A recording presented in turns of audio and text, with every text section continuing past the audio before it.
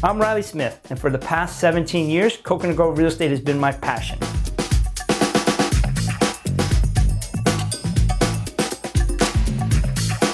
I want to introduce you to the people and places that make Coconut Grove so special.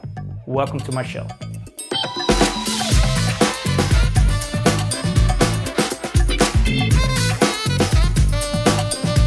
Hey guys, Riley Smith here. Very excited to be shooting our first video in the golf cart. We're hoping to build a whole series of these things, interviewing people all over Coconut Grove and telling the story of this amazing place. Super excited today. I'm on my way to pick up a good friend of mine, a longtime Coconut Grove icon, AC, of the world famous AC's Ices at Kennedy Park. It's going to be our first golf cart interview.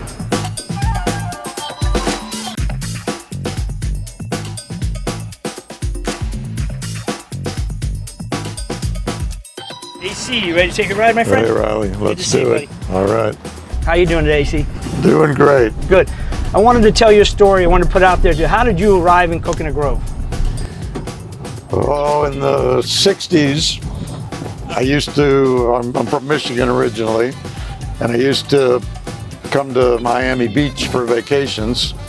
And then I think middle 60s, one of my friend's brother moved to Coconut Grove. So then we came to his house, and then I fell in love with this place and been coming here ever since. And how did the idea of AC's Ices come about? It wasn't really, that wasn't really the idea. The idea was, here's this big beautiful park on Biscayne Bay, and at the time I was running road races. I used to run all the 10Ks, and we used to meet people there, and we used to go run our 5 or 10 miles, and when we came back, there was never anything to drink. And so one day I was sitting under the trees with my friends who went to Carrollton, who they used to sneak out of school and come and hang in the park. And we were sitting there one day, and I said, you know, if I got to work again, I want this park to be my office.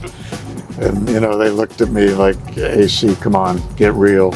But meanwhile, I really wanted to do that because I loved the place. Yep. And then I saw this guy who, he had a frosted lemonade thing, but it really was nothing like what I do now. But I got to know him.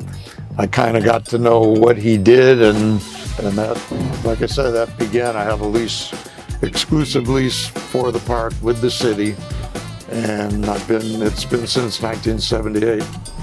So how many Ices do you think you've sold in your lifetime? I would have no idea. A lot. A lot. I mean, if I had a count, then I would think I had a job.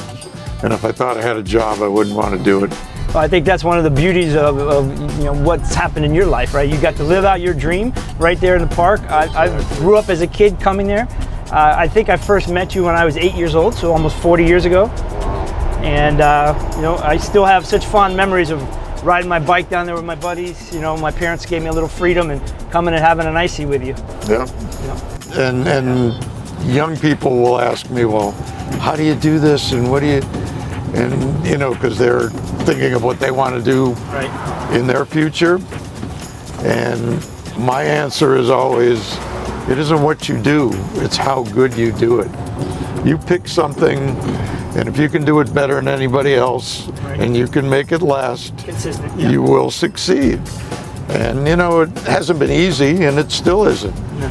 I mean, my days when I work all day are 14, 16, 18 hours, because I get up and make everything fresh. Tell us a little bit about that process. I know you get up at like 4 in the morning to go make. Well, like on Saturday and Sunday mornings, I'm at work at 3 in the morning. Wow. At work, not waking up, which means I'm up at 2 o'clock. And at 2 o'clock, I take my dogs out, because I have to do that before I leave. And then I'm at my shop, and I'm whooping up the best treat anybody's ever tasted. Well, that's what makes it so good, is that every day it's fresh, handmade. No machine, just you make it. Well, every day from scratch, fresh. That consistency is what I think keeps bringing people. I talk to people from Kendall come to see you, and from all over Miami. You know, it's not just a Coconut Grove thing anymore. Like you said, now it's a...